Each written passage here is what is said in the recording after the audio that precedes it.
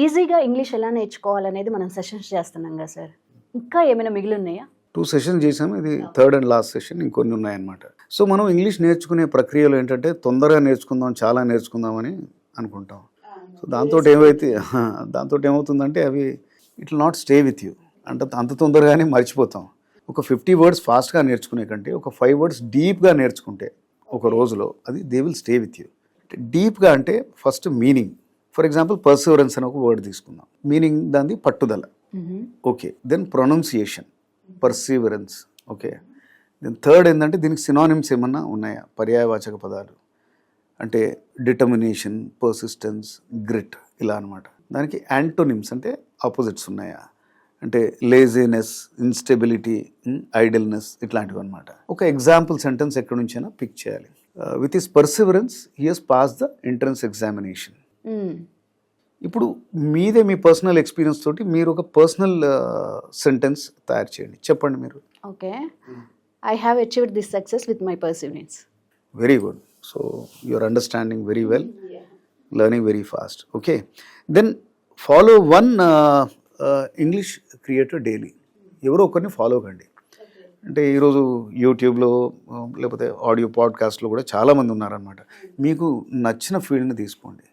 Cricket కావచ్చు, అది cinema కావచ్చు, ఫైనాన్స్ కావచ్చు, పాలిటిక్స్ కావచ్చు, జనరల్ సబ్జెక్ట్ ఏదైనా కావచ్చు. సో వాళ్ళ పాడ్కాస్ట్ వినండి, వాళ్ళ వీడియోస్ చూడండి, వాళ్ళ స్పీచెస్ వినండి, వాళ్ళ అనాలిసిస్ చూడండి, వాళ్ళ స్టోరీ టెల్లింగ్ ఫాలో కండి.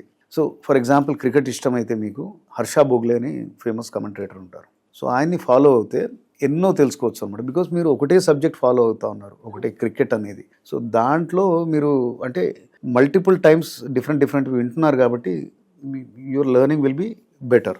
ఓకే. ఓకే. తర్వాత మీ స్వంత ఆలోచనలని ఇంగ్లీష్లోకి మార్చండి అనమాట. మనందరికీ ఏవో అంబిషన్ ఉంటుంది, ఫ్రస్ట్రేషన్ ఉంటుంది, మనం జోక్స్ ఏవో వింటాం, మనకి ఏవో మెమరీస్ ఉంటాయి. మనవే దాన్ని ఇంగ్లీష్లో ఎట్లా ట్రాన్స్లేట్ చేస్తాం. ఫర్ ఎగ్జాంపుల్ మీకు ఫ్రస్ట్రేటింగ్ ఏముంటుంది చెప్పండి. మీకు రోజు ఫ్రస్ట్రేషన్ ఆఫీస్కి టైంకి వెళ్ళాలనేది ఉంటుంది మేజర్ థింగ్.